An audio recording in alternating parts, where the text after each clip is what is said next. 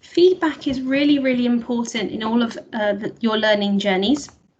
And so I'm going to show you where you'll be able to see your feedback and how to keep on track of it. So I showed you in one of the other videos where the private comments section is. So in a particular task, if I write my teacher a message that says something like, I'm struggling with, I don't know, question 4, try not to just say I don't understand all the work. Try and look really, really carefully and say, maybe I'm struggling with a very particular task.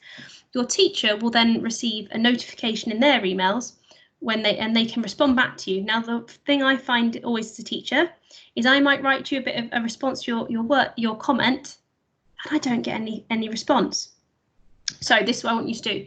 When a teacher gives you a notification, okay, if you go to your hub, okay, sign in like you would normally, go to menu, and you see this Outlook button. Your Outlook is linked to your Google Classroom. So you've got Focus and Other, always go to double check between them. And it will give you a notification. So if a teacher sends me a private message, I'll get a small notification that says the notification's there.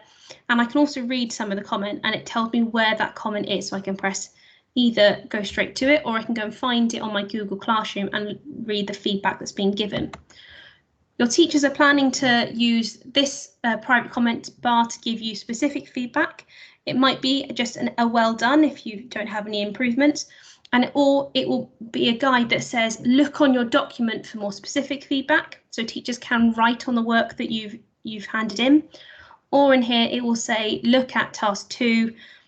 You need to use this link, for example, to help you answer this question. Okay, so it's really important that you use this guide.